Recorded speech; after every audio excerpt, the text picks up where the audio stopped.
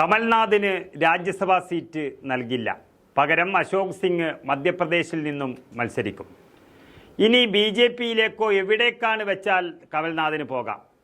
പതിറ്റാണ്ടുകളായി വളരെ സുഖ സൗകര്യങ്ങളോടും പദവിയും പത്രാസും കൊണ്ട് ജീവിച്ചവർക്ക് അതില്ലാതാകുമ്പോൾ സ്വന്തം പാർട്ടിയെ വെല്ലുവിളിക്കുന്ന ഒരു സ്വഭാവമുണ്ട്.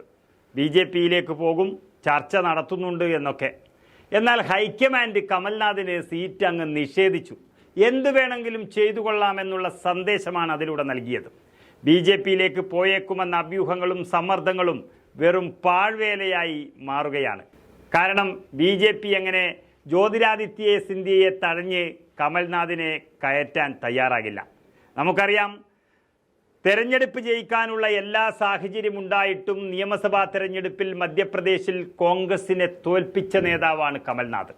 ഇന്ത്യ സഖ്യത്തെ അംഗീകരിക്കില്ല, ഹൈക്കമാൻഡ് ചൂണ്ടിക്കാട്ടുന്ന വീഴ്ചകളെ മൈൻഡ് ചെയ്യില്ല, ആധുനിക സാങ്കേതിക വിദ്യകൾ പ്രയോജനപ്പെടുത്തില്ല, സർവേ ടീം നൽകുന്ന മുന്നറിയിപ്പിൽ പാലിക്കില്ല, സീറ്റുകൾ പോലും സ്വന്തം തീരുമാനിക്കുക. ഇങ്ങനെയൊക്കെയാണ് കമൽനാഥ് മധ്യപ്രദേശിൽ തെരഞ്ഞെടുപ്പിനെ നയിച്ചത്. അങ്ങനെ ഒരു സംസ്ഥാനത്തെ പാർട്ടിയെ തൻ്റെ അപ്രമാദിത്യം കൊണ്ട് നശിപ്പിച്ച് BJPക്ക് അവിടെ ജയിക്കാനുള്ള അവസരം ഉണ്ടാക്കി കൊടുക്കുകയായിരുന്നു കമൽനാഥ് ചെയ്തത്.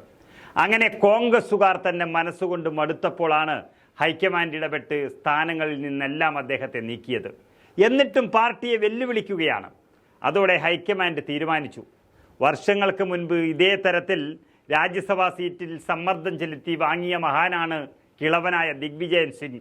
അതോടുകൂടിയാണ് യുവനേതാവായ ജ്യോതിരാദിത്യ സിന്ധ്യ പാർട്ടി വിട്ട് മധ്യപ്രദേശിൽ പ്രതിസന്ധി ഉണ്ടാക്കിയത്. എന്നാൽ ഇനിയൊരു അബദ്ധം പറ്റരുത് എന്ന് ഉറച്ചു വിശ്വസിക്കുന്ന കോൺഗ്രസ് നേതൃത്വം കമൽനാഥിന് സീറ്റ് നൽകാതെ അശോക് സിംഗിനാണ് സീറ്റ് നൽകിയിരിക്കുന്നത്. 15 സംസ്ഥാനങ്ങളിലെ 56 രാജ്യസഭാ സീറ്റിലേക്ക് ഈ മാസം 27-ാം തീയതി നടക്കുന്ന തിരഞ്ഞെടുപ്പിലേക്കുള്ള പ്രധാന സ്ഥാനാർത്ഥികളെ കോൺഗ്രസ് ഇന്നലെ പ്രഖ്യാപിച്ചു. ആ കൂട്ടത്തിൽ കമൽനാഥിനെ ഉൾപ്പെടുത്തിയിട്ടേയില്ല. മധ്യപ്രദേശിൽ അശോക് സിംഗാണ് കോൺഗ്രസിന്റെ സ്ഥാനാർത്ഥി. മുതിർന്ന അഭിഭാഷകനും പാർട്ടി വക്താവുമായ അഭിഷേക് സിംഗ്വി ഹിമാചൽ പ്രദേശിൽ നിന്ന് രാജ്യസഭയിലേക്ക് മത്സരിക്കും. അതുപോലെ രേണുക ചൗധരി, അനിൽകുമാർ യാദവ് എന്നിവർ തെലങ്കാനയിൽ നിന്നും, അജയ് മാക്കൻ, ഡോക്ടർ സയ്യിദ് നസീർ, GC ചന്ദ്രശേഖർ എന്നിവർ കർണാടകത്തിൽ നിന്നും പത്രിക നൽകും. ബീഹാറിൽ ഡോക്ടർ അഖിലേഷ് പ്രസാദ് സിംഗ്, മഹാരാഷ്ട്രയിൽ നിന്ന് ചന്ദ്രകാന്ത് ഹാന്ദോർ എന്നിവരാണ് കോൺഗ്രസിന്റെ വിജയിക്കാൻ സാധ്യതയുള്ള സ്ഥാനാർത്ഥികൾ. യുവാക്കൾക്ക് അവസരം നൽകാതെ കസേരയും കെട്ടിപ്പിടിച്ചിരിക്കുന്ന ഇത്തരം കിളവന്മാരാണ് മധ്യപ്രദേശും രാജസ്ഥാനും കോൺഗ്രസിന് നഷ്ടപ്പെടുത്തിയത്. പക്ഷേ ജ്യോതിരാദിത്യ സിന്ധ്യയുടെ എതിർപ്പ് കാരണം BJPയിൽ കമൽനാഥിനെ ഇപ്പോൾ ചേർക്കുന്നില്ല എന്നും പറയുന്നുണ്ട്. ഇതൊക്കെ മനസ്സിലാക്കി തന്നെയാണ് കമൽനാഥിന് 8ന്റെ പണി ഹൈക്കമാൻഡ് നൽകിയിരിക്കുന്നത്. ഏതായാലും പാർട്ടിയെ വെല്ലുവിളിക്കാൻ വന്ന കമൽനാഥിനെ കോൺഗ്രസ് മൂലക്കിരുത്തിയത് നല്ല സന്ദേശം തന്നെയാണ് നൽകുന്നത്.